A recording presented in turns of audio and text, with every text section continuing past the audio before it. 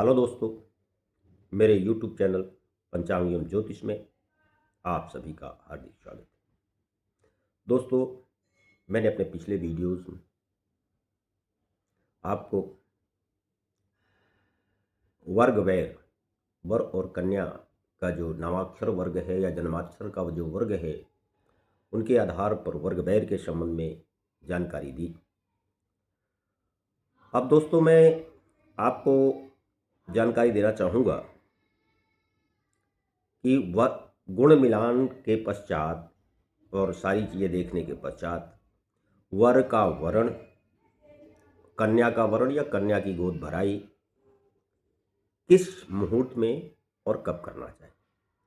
तो दोस्तों, मैं सबसे पहले वर वर्ण मुहूर्त के संबंध में आपको जानकारी दे रहा हूँ। दोस्तों, तीनों उत्तरा नक्षत्र, तीनों पूर्वा नक्षत्र,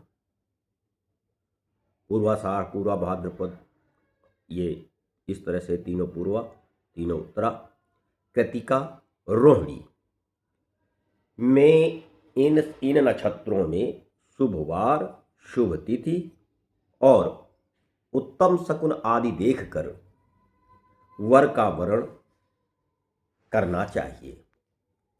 दोस्तों, कन्या का इसी को हम वर के इस वर्ण को हम टीका, ठाका, रोकना, इन नामों से हम जानते हैं। इसमें करना क्या है? कन्या का पिता तिलक करके, और ये जो हमने पीछे नक्षत्र बताए, इन मुहूर्त में लड़के को रोके, अथवा जिसे हम वागदान या वचन देना कहते हैं, पक्का पक्की भी कहते हैं हम ग्रामीण भाषा में, तो वो चीज़ें कर सकता है।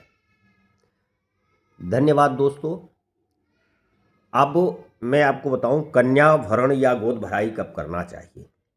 तीनों पूर्वा, श्रवण, अनुराधा, उत्तराषाढ़, कृतिका, धनिष्ठा, स्वाति नक्षत्र में, विवाह के नक्षत्रों में पूर्वत शुभ तिथि, शुभ वार, शुभ लग्न में पूर्वाभिमुख या उत्तराभिमुख होकर कन्या को उत्तम वस्त्र, खजूर, पुष्प, फल, मिष्ठान और आभूषण वगैरह जो वर की माता व बहनें देकर कन्या का वरण करती हैं।